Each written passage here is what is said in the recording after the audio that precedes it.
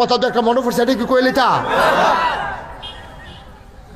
এই একটারে আগুন্যা ফিরের মুড়ি দ্বারা ফার্ম ফুটতে দিছে, মুড়ি ধুইয়ালা মুড়ি ধুইলে মেহনত কম মেহনতে জান্নাত তো যাইবি গা।